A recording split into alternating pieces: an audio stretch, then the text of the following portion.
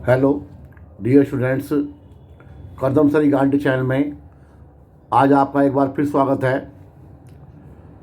मैं आपके लिए आज क्लास 12th सब्जेक्ट ज्योग्राफी, इसका कोड 029 है, उसकी बुक सेकंड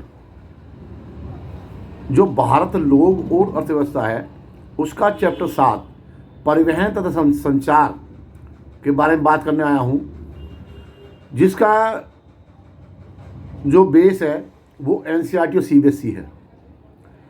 तो डियर स्टूडेंट, जैसे कि आप पहले से ही बुक फर्स्ट मानव भूल के मूल सिद्धांत में भी परिवहन और संचार के विषय में पढ़ चुके हो और जान चुके हो।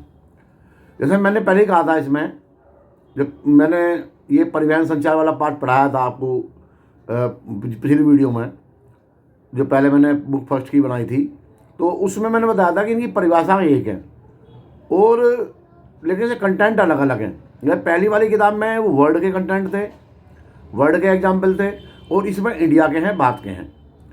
और ये इसलिए जो है ये परिभाषाएँ और ये सेम होने की वजह से तो ये जो है बहुत इम्पोर्टेंट भी है, और जो ये साथ साथ जो है ये काफ़ी महत्वपूर्ण पार्ट भी है, और ये एग्ज़ाम में भी इसका जो है विशेष रूप से ध्यान रखा जाता है। और ये जो है आपको ये ध्यान रखना है एग्ज़ाम में कि जो क्वेश्चन है वो परिवहन संचार का वो हमारा बुक फर्स्ट का है, मतलब वर्ल्ड के बारे में पूछा, विश्व के बारे में पूछा गया या भारत के बारे में पूछा गया। क्योंकि बच्चे अक्सर गलती करते हैं कि उसमें पूछा है विश्व का बता दिया भारत का, या पूछा भारत का बता दिया विश्व का। तो ये आपको ध्यान अच्छे से रखना है कि हमें एग्जाम्पल कौन कौन से प्रस्तुत करने हैं या उसमें लिखने हैं। तो आपको जो है वर्ड का क्वेश्चन पूछा तो वर्ड के ही जवाब देने हैं, एग्जाम्पल देने हैं, और इंडिया का पूछा तो इंडिया के देने हैं। तो अब शुरू करते हैं। जैसे परिवहन की परिभाषा, हालांकि आपने पहले पढ़ी हुई है, ज़्यादा परिभाषाओं पर मैं इसमें आपका टाइम वेस्ट नहीं करूँगा क्योंकि आप परिभाषाएं पहले ही जान चुके हैं। जैसे परिवहन आप जानते हो कि परिवहन जो है व्यक्तियों, वस्तुओं, पदार्थों को एक स्थान से दूसरे स्थान तक लाने ले जाने की सुविधा या सेवा को परिवहन कहते हैं। जैसे स्थल परिवहन, जल परिवहन, वायु परिवहन या पाइपलाइन परिवहन। तो जैसे परिवहन साधन भी आप जानते हो, जैसे स्थल परिवहन है वो 2 भागों में है, जैसे सड़क है, रेलवे है। जल परिवहन भी 2 भागों में है, अंतरस्थलीय है और सागरीय महासागरीय है। तीसरा वायु परिवहन है, राष्ट्रीय और अंतर्राष्ट्रीय है। और फोर्थ हमारा पाइपलाइन है, जैसे जो लिक्विड फॉर्म में है, जैसे जल है, पेट्रोल पदार्थ है, गैस है आदि, ये सब जो है उसमें आते हैं पाइपलाइन में। तो अब इसमें मैं स्थल परिवहन के बारे में बात करूँगा, और सारी जो एग्जाम्पल होंगे, सारी जो बातें होंगी वो इंडिया के बारे में होंगी। ये तो जानते हो कि सड़क परिवहन बहुत सस्ता होता है, बहुत सुगम होता है, डोर टू डोर इसकी फैसिलिटी मिलती है, और ये जो है बहुत सुगम है। तो इसके बारे में बात करेंगे हम सड़क मार्ग के बारे में, या है स्थल परिवहन में सड़क मार्ग। तो सड़क मार्ग में के पॉइंट वाइज में मैं बताऊंगा, और सारे एग्जांपल इंडिया के ही लेंगे हम, जो आपको ध्यान रखने हैं। जैसे नंबर 1, भारत में कच्ची सड़कों का उपयोग परिवहन के लिए प्राचीन काल से ही होता आ रहा है। पहले यहाँ कच्ची सड़कें होती थी। पॉइंट नंबर 2 है, साइंस एंड टेक्नोलॉजी के विकास के साथ साथ भारत में भी परिवहन के लिए पक्की सड़कों का विकास हुआ और प्रयोग होना शुरू हुआ। नेक्स्ट पॉइंट, भारत का सड़क जाल विश्व का दूसरा सबसे बड़ा सड़क जाल है। इसकी लंबाई 2017 में 56 लाख किलोमीटर से अधिक थी, जबकि 2025 में यह जो इस समय प्रेजेंट में 63.4 लाख किलोमीटर है। तो आप जो है एग्जांपल जो है चाहे 2025 का दे दो, चाहे 2017 का दे दो, ये बात एक ही है। तो अलग अलग किताब में अलग अलग हो सकता है, लेकिन जो वर्तमान में है वो 63.4 लाख किलोमीटर है इसकी लंबाई भारत में, 2025 के आंकड़े के अनुसार।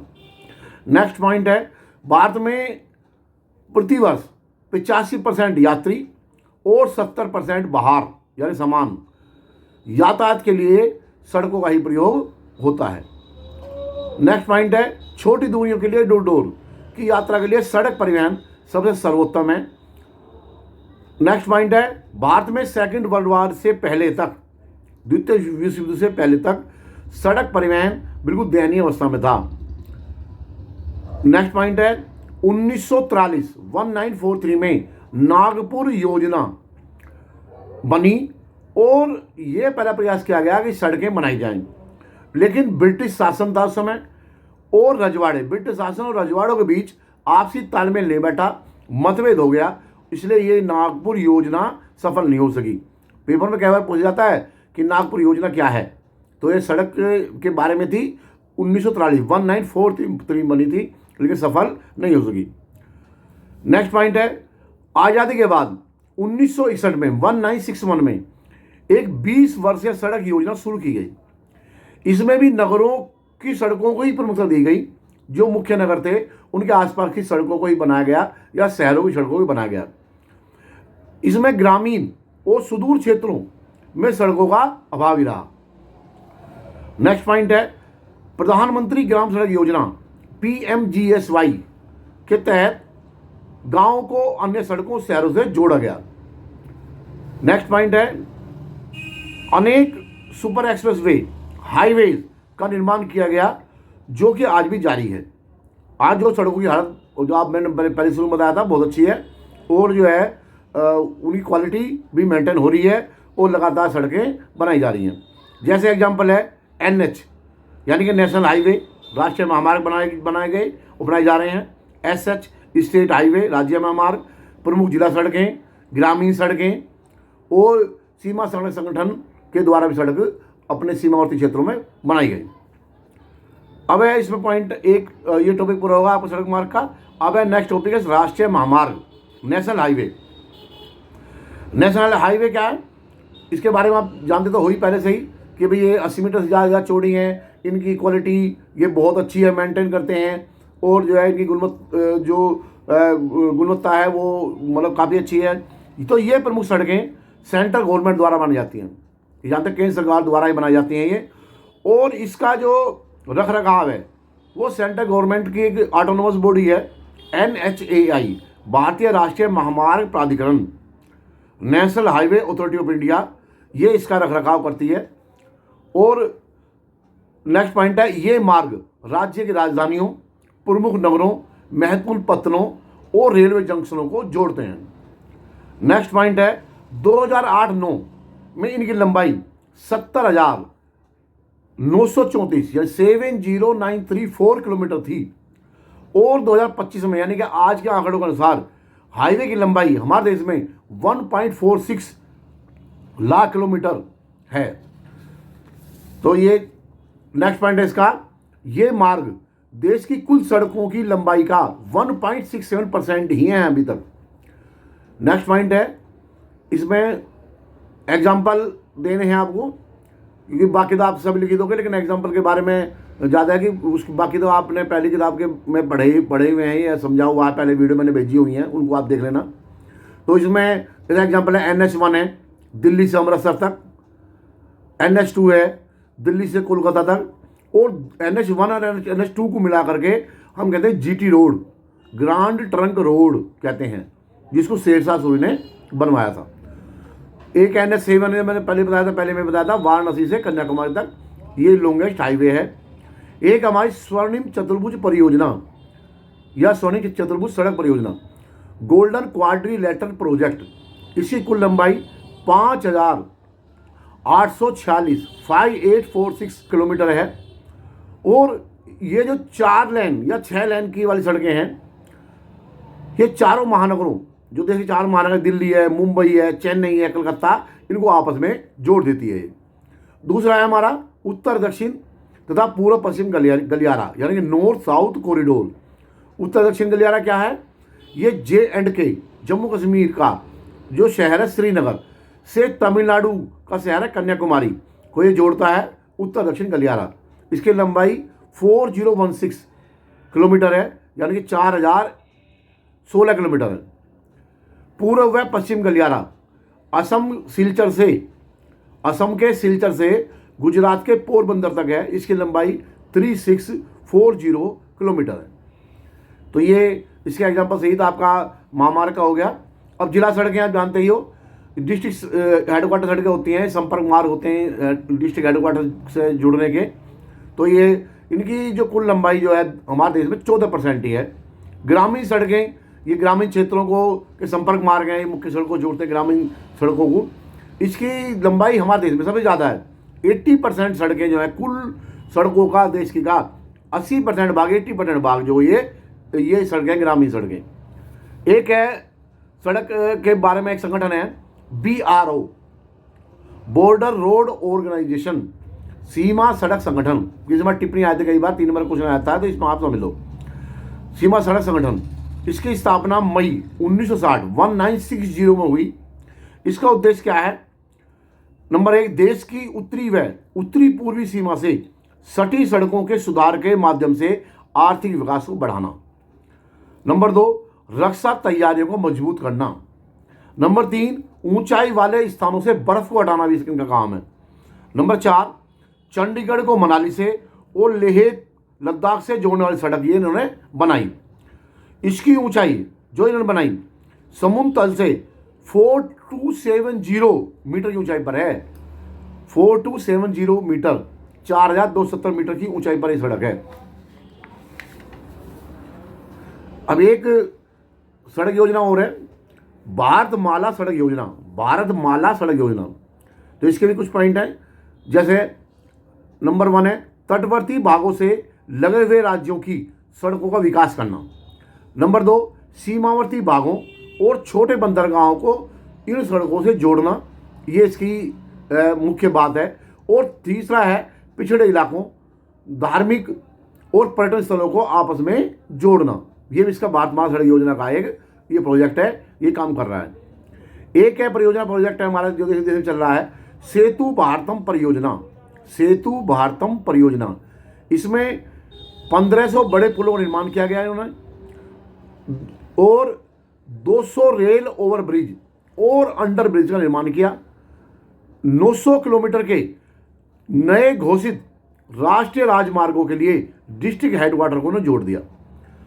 तो ये कुछ परियोजना के प्रोजेक्ट थे, ये मैंने बता दिया आपको। सड़क परिवहन के बारे में आप समझ गए होंगे, इसमें ज़्यादा इसे बताना नहीं, खाली इंडिया के ही एग्जांपल्स हमें समझाने इस वाले वीडियो में। दूसरा जो है अब है जो स्थल परिवहन का मुख्य पार्ट है रेल परिवहन। रेल परिवहन जानते ही हो कि लंबी दूरी यात्राओं के लिए रेल परिवहन अगर इंडिया में है तो बहुत ही बढ़िया कारगर है और सस्ती भी है और बहुत ज़्यादा यात्रियों को सामान को ले आती है, और ये हमारे इंडिया में बहुत ज़्यादा सक्सेस है। भारतीय रेल जाल विश्व के सबसे लंबे रेल मार्गों में से एक है। यह माल व यात्री परिवहन को सुगम बनाने के साथ साथ देश की आर्थिक वृद्धि को भी बढ़ाता है। नेक्स्ट पॉइंट है भारतीय रेलवे ने स्वतंत्रता संग्राम आज़ादी की लड़ाई के दौरान भी महत्वपूर्ण योगदान दिया था, क्योंकि रेलवे से विभिन्न संस्कृतियों व क्षेत्रों को आपस में जोड़ा जाता है। भारतीय रेल की स्थापना 1853 में हुई थी। मुंबई या बंबई से थाने के बीच, पहले मुंबई का नाम बंबई था, बंबई या मुंबई से थाने के बीच, थाने भी एक शहर है वहीं का ही है, महाराष्ट्र का ही, 34 किलोमीटर 34 किलोमीटर लंबी सबसे पहले रेल लाइन बनी और वहीं गाड़ी चली। कुल लंबाई जो है 2015 के आंकड़े के अनुसार 66,030 यानी 66030 किलोमीटर थी, जबकि 2025 में आज के आंकड़े के अनुसार 109,748 यानी कि 1,09,748 किलोमीटर है। तो भारतीय रेलवे को 16 मंडलों में बांटा गया है, जैसे central railway, eastern railway, western railway इत्यादि। नेक्स्ट है रेलवे पटरी की चौड़ाई के आधार पर भी भारतीय रेल के 3 वर्ग हैं। बड़ी लाइन यानी कि ब्रॉड गेज कहते हैं इसे, जिसकी 1.616 मीटर होती है इसकी रेल की पटरियों के बीच की चौड़ाई की बात कर जा रही है। मीटर लाइन 1 मीटर होती है इनकी, छोटी लाइन 0.762 या 0.610 मीटर होती है इनकी चौड़ाई रेल पटरी की। यह अधिकतर जो है जो छोटी वाली लाइन है ये पहाड़ी क्षेत्रों में ही है, और इसमें कुल रेल पटरी इस समय इंडिया में वर्तमान 96.59% है। रेल द्वारा कोयला सबसे अधिक ढोया जाता है। रेल तैयार माल को विभिन्न बाजारों तक पहुंचाती है। रेल यात्रियों व माल को भारी संख्या में दूर दराज तक ले जाती है। तो ये रेलवे के पॉइंट हो गया आपके सामने। अब है आज़ादी के बाद रेलवे का विकास। स्वतंत्रता के बाद रेलवे का विकास कैसा हुआ, क्या हुआ। नंबर 1, भारतीय रेल द्वारा मीटर तथा नैरो गेज को ब्रॉड गेज में बदल गया। जो छोटी लाइनी या बड़ी लाइनी, उनको जो ब्रॉड गेज बड़ी लाइन बदल दिया गया। नंबर 2, वाष्प चालित भाप द्वारा इंजन थे पहले, इंजनों को डीजल या विद्युत से रिप्लेस कर दिया गया। उनकी जगह डीजल के इंजन है या बिजली के इंजन है, उनको बना दिया गया। नेक्स्ट पॉइंट है रेल की स्पीड के साथ साथ, रेल की स्पीड भी सुधरी के साथ साथ ढुलाई क्षमता कैपेसिटी भी बढ़ा दी गई। नेक्स्ट है रेलवे आरक्षण को कंप्यूटराइज किया गया। रेलवे स्टेशनों व रेलगाड़ियों में स्टैंडर्ड और हाई क्वालिटी की सेवाएं दी गई। रेल मार्ग का विस्तार किया गया, जैसे कोंकण रेलवे का उदाहरण है। कोंकण रेलवे का निर्माण हुआ। इसके कारण कोंकण रेलवे के कारण पश्चिमी तट के साथ साथ मुंबई, मैंगलोर, तिरुवनंतपुरम तक यात्रा संभव हो सकी। नेक्स्ट है इसमें शहरों में मेट्रो रेल सेवा शुरू की गई। अब जहाँ दिल्ली में मेट्रो रेल सेवा बहुत ज़्यादा फेमस है, तो ये शुरू गई और अब बहुत शहरों में अब ये चलाई जा रही है। नेक्स्ट पॉइंट है वंदे भारत, दुरंतो, राजधानी, नमो भारत, रैपिड रेल जैसी विश्व स्तरीय रेल चलाई गई हैं। नेक्स्ट पॉइंट है बुलेट ट्रेन चलाने के लिए भी इंडिया में प्रयास किए जा रहे हैं और जल्दी संभावना है कि बुलेट ट्रेन भी इंडिया में चल जाएगी। नेक्स्ट पॉइंट है आधुनिक समय में रेलवे टिकट, रेल की जानकारी किसी प्रकार की भी, रेलवे की कोई शिकायतें सभी घर बैठे या रेल यात्रा के दौरान फ़ोन से ही या मोबाइल फ़ोन से ही की जा सकती हैं। तो ये आप इसमें लिख सकते हो, और भी जो पॉइंट आपने समझा वो लिख दे रहा हूँ। 10 पॉइंट हो गए ये। कोंकण रेलवे कई बार 3 नंबर में आता है, ये बहुत इंपॉर्टेंट भी है, इसका ध्यान रखना। कोंकण रेलवे, इसका निर्माण 1998 में हुआ। इसकी लंबाई 760 किलोमीटर है और ये रोहा इसका पहला स्टेशन है महाराष्ट्र में, और ये मंगलोर कर्नाटक में है ये शहर। तो स्टेशन तो रोहा से मंगलोर तक यानी कि महाराष्ट्र कर्नाटक चलती है। यह रेलवे की विशेषता क्या है? यह 146 नदियों, 2000 पुलों और 91 सुरंगों को पार करता है। इसमें से एक सुरंग 6.5 किलोमीटर 6.5 किलोमीटर लंबी, एशिया की सबसे लंबी सुरंग भी इसी में आती है। इस प्रोजेक्ट में कर्नाटक, गोवा और महाराष्ट्र तीनों मिलाकर के इसकी जो देखभाल करते हैं और इसमें पैसा लगाया इन्होंने। यह इंजीनियरिंग का एक बहुत ही अनूठा चमत्कार है। तो रेलवे के बारे में भी आपको सब समझ में आ रहा हो, जो इंडिया के हैं एग्जाम्पल वही मैं बता रहा हूँ। ज़्यादा मैं उसकी परिभाषा है उसके बारे में ज़्यादा बात कर नहीं रहा हूँ, तो इसलिए आप जो थोड़ा सा इंडिया का एग्जाम्पल ज़्यादा समझ लो। जल परिवहन, भारत में जल परिवहन यात्री तथा माल वाहन दोनों के लिए ही महत्वपूर्ण परिवहन है। यह परिवहन का सबसे सस्ता साधन है। बाहरी सामान के लिए यह सबसे बेस्ट परिवहन है। यह ईंधन बचाने, पर्यावरण और पारिस्थितिकी के लिए यानी इकोसिस्टम के लिए पूर्णतः अनुकूल व सर्वोत्तम परिवहन है। लेकिन इसमें कमी है, स्लो परिवहन है। यहाँ पर जाम, दुर्घटना की संभावना ना के बराबर ही होती है और जल परिवहन का कोई रखरखाव खास नहीं किया जाता। जल परिवहन भी 2 प्रकार का है। नंबर 1 अंतःस्थलीय जलमार्ग, नंबर 2 महासागरीय जलमार्ग। पहले की बात करेंगे अंतःस्थलीय जलमार्ग क्या है। अंतःस्थलीय जलमार्ग, इसके पॉइंट समझाने की कोशिश करूँगा। नंबर 1, इसके अंतर्गत नदियाँ, नहरें, पश्च जल और संकरी खाड़ियाँ आती हैं। नंबर 2, भारत में 14500 किलोमीटर 14,500 किलोमीटर लंबा जलमार्ग नौकायान हेतु उपलब्ध है, यानी कि उसमें नाव चलाई जा सकती हैं। नेक्स्ट पॉइंट है वर्तमान में 5685 किलोमीटर प्रमुख नदी मार्ग चपटे तल वाले व्यापारिक जलपोत, यानी कि जिन पानी के जहाजों का तल चपटा हो उसके द्वारा यूज होते हैं। नेक्स्ट पॉइंट है देश में राष्ट्रीय जलमार्गों के विकास देखभाल और रेगुलेशन नियमन के लिए और सुरक्षा के लिए 1986 में 1986 में अंतःस्थलीय जल मार्ग प्राधिकरण बनाया गया, जिसने राष्ट्रीय जलमार्ग भी घोषित करे। राष्ट्रीय जलमार्ग 1, 2 और 3 इन्होंने घोषित करे। उन्होंने बताया कि जैसे जैसे राष्ट्रीय महामार्ग है, ऐसे राष्ट्रीय जलमार्ग भी है। राष्ट्रीय जलमार्ग 3 है, 1, 2 और 3।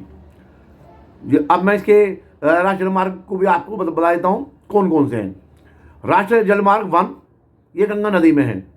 ये इलाहाबाद से हल्दिया तक इसका विस्तार है और 1620 किलोमीटर 1620 किलोमीटर है और इसमें स्टीमर और साधारण नावों द्वारा हरिद्वार तक यात्रा संभव है। इसके भी 3 भाग बनाया हुआ है। ये सुविधा के लिए 3 भाग बना दिए, ये देखभाल आसानी से हो सके। इसके किसके राष्ट्रीय जलमार्ग 1 के, जो इलाहाबाद से हल्दिया तक है गंगा नदी में। इसका पहला पार्ट है हल्दिया से फरक्का तक 560 किलोमीटर का। दूसरा भाग है फरक्का से पटना तक 460 किलोमीटर का 460 किलोमीटर। और थर्ड पार्ट है पटना से इलाहाबाद तक का 600 किलोमीटर तक का। दूसरा जलमार्ग की बता देता हूँ आपको, राष्ट्रीय जलमार्ग 2 ये सदिया से धुबरी विस्तार तक है इसका। और ये 891 किलोमीटर का इसकी लंबाई है और ये ब्रह्मपुत्र नदी में है। स्टीमर द्वारा डिब्रूगढ़ 1384 किलोमीटर तक नावों के लिए यूज होती है, जिसका भारत और बांग्लादेश साझेदारी में यूज करते हैं। नेक्स्ट पॉइंट है राष्ट्रीय जलमार्ग 3, तीसरे इसके बारे में बताता हूं। 3 के बारे में, ये कोटापुरम से कोलम तक इसका विस्तार है और ये जो पश्चिमी तट नहर में है 168 किलोमीटर की लंबाई है इसकी। इसके अंतर्गत पश्चिमी तट नहर 168 किलोमीटर के साथ साथ चंपाकारा 14 किलोमीटर 14 किलोमीटर 14 किलोमीटर और उद्योग मंडल 23 किलोमीटर की नहरें आती हैं। अब इसका जो एक अंतःस्थलीय जलमार्ग का एक एग्जांपल और दे देता हूं मैं आपको। केरल के पसजल, वहां कहते हैं कडल, केरल के पसजल कडल का अंतःस्थलीय जलमार्ग में विशेष महत्व है। यह यहाँ के स्थानीय निवासियों के साथ साथ उन्हें सुविधा देता है। पर्यटकों को भी खूब पसंद है और यहाँ पर्यटन खूब होता है। यहाँ की प्रसिद्ध नेहरू ट्रॉफी नौका दौड़ जिसे कहते हैं, का नाम है वल्लाम कली, ये नाम का उसका नेहरू ट्रॉफी नौका दौड़ जो नावों की दौड़ लगती है को भी इसी पसजल में किया जाता है। अब आपका महासागर जलमार्ग, मेगा अंतःस्थलीय जलमार्ग समझ गए। अब है महासागर जलमार्ग नंबर 1। भारत के पास द्वीपों सहित लगभग 7517 किलोमीटर 7517 किलोमीटर लंबा समुद्री तट है। नंबर 2, 12 प्रमुख और 185 छोटे पत्तन भी यहीं पर हैं। नंबर 3, भारत में भार के अनुसार यानी कि वजन के अनुसार 95% 95% और मूल्य का 70% विदेशी व्यापार महासागरीय मार्गों द्वारा ही संभव हो पाता है। तो ये देखो कितना बड़ा महत्व है इसका। इधर कहते हैं कि भाई जो हमारी भारत तटरेखा की जो भारत तटरेखा है वो हमारे देश के लिए बहुत ही महत्वपूर्ण है और जो पत्तन है वे हमारे देश के लिए एक इकोनॉमी का द्वार खोलते हैं। अब अंतर्राष्ट्रीय व्यापार के साथ साथ इन मार्गों का उपयोग देश की मुख्य भूमि जो हमारी पूरी भूमि है और द्वीप जो है समुद्र के अंदर है, तो द्वीपों जैसे अंडमान निकोबार द्वीप समूह है, लक्षद्वीप है, दमन द्वीप है, दादरा नगर हवेली है के बीच जो ये भी इसका मतलब इसके बीच होता है। ये जो इनका उपयोग जो है इनका मतलब लैंड लॉक से और द्वीपों तक भी इन्हीं रास्तों से जाया जाता है। सस्ता है, आसान है, थोड़ा स्लो है पर लेकिन बढ़िया है और सामान बहुत जा सकता है, किसी और तरीके से नहीं जा सकता। अब नेक्स्ट है, मेरे ख्याल से आप जलमार्ग समझिए होंगे, वायु परिवहन एक स्थान से दूसरे स्थान तक आने जाने का सबसे तेज लेकिन बहुत ही महंगा साधन है। नंबर 2, यह भारत के लिए बहुत ही महत्वपूर्ण है क्योंकि यहाँ भारत एक विशाल क्षेत्र है, यहाँ दूरियां बहुत लंबी और दुर्गम क्षेत्र हैं और विभिन्न स्थानों की जलवायु भिन्न प्रकार की है। यहाँ यह दुर्गम स्थानों जैसे पहाड़ों में विशेष रूप से सेना हेतु बहुत ही लाभदायक है और बर्फीले एरियो में बहुत ही ज़्यादा कामयाब है। भारत में वायु परिवहन 1911 में इलाहाबाद से नैनी तक 10 किलोमीटर का सबसे पहले शुरू हुआ था। आज़ादी के बाद भारत वायु प्राधिकरण एयर अथॉरिटी ऑफ इंडिया बनी, जिसका उद्देश्य वायु क्षेत्र में सुरक्षित यात्रा प्रदान करना था और वायु मार्गों को भी सुनिश्चित करना था। भारत में वायु परिवहन का प्रबंधन एयर इंडिया द्वारा होता है, लेकिन अब इसे प्राइवेट कंपनी से इंडिगो है, स्पाइस जेट है, टाटा है, ये भी इसमें विस्तारा है, ये भी इसमें आ गई हैं, सेवाएं दे रही हैं। एयर इंडिया यात्रियों व सामान ढोने की सुविधा देश विदेश में प्रदान करती है। अब इसमें एक है हेलीकॉप्टर सेवा पवन हंस के नाम की।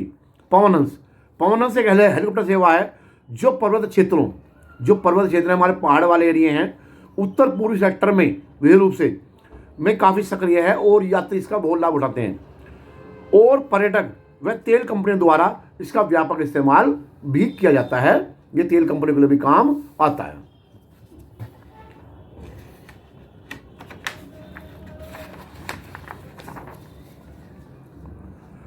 अब ये समझ में आ गया आपको। अब है पाइपलाइन परिवहन क्या है? आप इसे जानते ही हो, ये पहले भी आपने समझा पढ़ा, मैं पहले बता रहा हूँ। तो आप जो है देखो, जो पुरानी वीडियो उनको जरूर देखा करो। इसमें गैसों व तरल पदार्थों के लंबी दूरी तक परिवहन अत्यधिक सुविधाजनक होता है। इसमें ठोस पदार्थों जैसे कोयला है, सीमेंट है, इसको भी इसमें पानी डाल के इसे गाढ़ा सा बना के घोल करके लिक्विड फॉर्म में करके इसको प्रवाहित किया जाता है। नेक्स्ट पॉइंट है OIL, ऑयल इंडिया लिमिटेड। ये जो है petroleum and natural gas ministry के अंतर्गत ये आती है। OIL कच्चे तेल एवं प्राकृतिक गैस की खोज, उत्पादन व परिवहन करती है। 1959 में इसे कंपनी का दर्जा मिला था। नेक्स्ट पॉइंट है एशिया की प्रथम 1157 यानी 1157 किलोमीटर लंबी पाइपलाइन असम के नहर कटिया से बिहार के बरौनी तक, जिसको बाद में 1966 में कानपुर तक भी बढ़ा दिया गया था। ये सबसे पहली जो है लंबी पाइपलाइन है। आप जानते हो कि असम में जो है वो तेल निकाला जाता है नहर कटिया में, और बिहार का जो बरौनी है वहाँ पे तेल शोधनशाला है, तो वहाँ पे जो रिफाइनरी है वहाँ तक ये पहुँचा जाता है। तो ये जो है बहुत लंबी पाइपलाइन है। नंबर 4, अन्य प्रमुख पाइपलाइन जैसे अंकलेश्वर से कोयली, मुंबई से हाई कोयली, हजीरा से विजयपुर जगदीशपुर, HVJ बोलते हैं इसे, ये भी एक पाइपलाइन है, ये भी काफ़ी फेमस है। नेक्स्ट पॉइंट है 1256 किलोमीटर लंबी यानी कि 1256 किलोमीटर लंबी सलाया जो गुजरात में है से मथुरा उत्तर प्रदेश तक ये लंबी पाइपलाइन है, और इसकी सप्लाई पंजाब तक भी होती है। नुमाबीगढ़ से सिलीगुड़ी 660 किलोमीटर 660 किलोमीटर तक लंबी पाइपलाइन भी OIL द्वारा बनाई जा रही है, या इसका कार्य किया जा रहा है। तो ये परिवहन आपके समझ में आ गए होंगे। स्थल, जल, वायु और पाइपलाइन परिवहन आपके अच्छे समझ में आए होंगे। इसमें आप इंडिया के बारे में अच्छे से समझ गए होंगे। संचार के बारे में परिभाषा पहले ही मैंने बता दी है, फिर भी एक बार थोड़ा सा हल्का सा रिपीट कर रहा हूँ, बाकी आप उसमें देख लेना, ठीक है भाई। तो खाली इंडिया के जो एग्जाम्पल है मैं उसमें इन्हीं से बताऊँगा।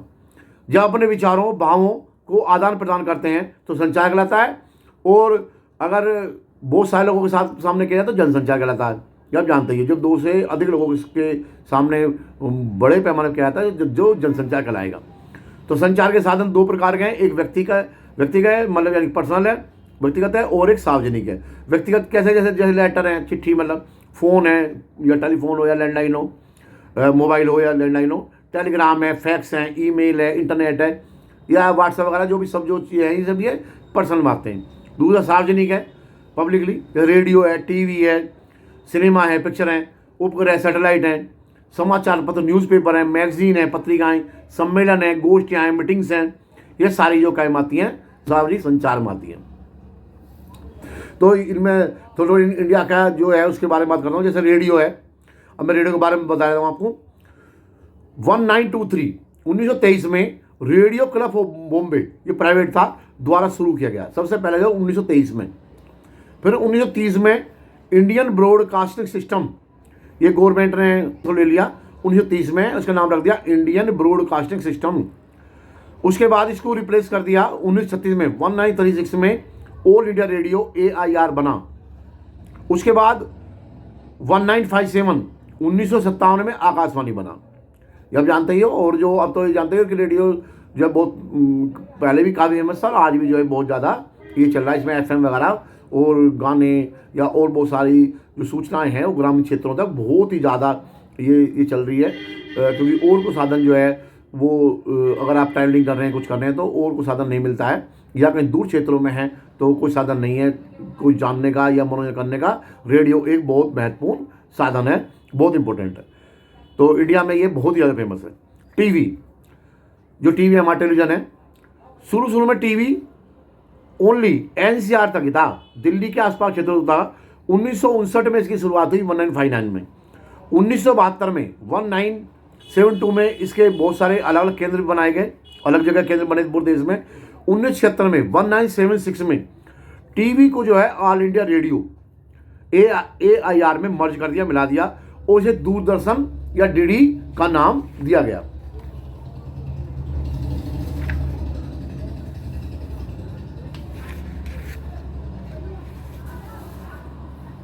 अब इसमें ये समझ रेडियो टीवी के बारे में आपको समझ में आ गया होगा। अब है हमारे इनसेट। इनसेट